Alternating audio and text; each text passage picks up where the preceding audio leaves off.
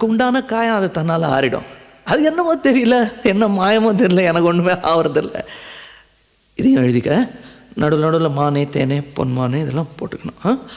இந்த பாரு, எனக்கு என்ன காயம்னாலும் உடம்பு தாங்கிடும், உன் உடம்பு தாங்குமா? தாங்காது. அபிராமி அபிராமி அபிராமி. அதையும் எழுதணுமா?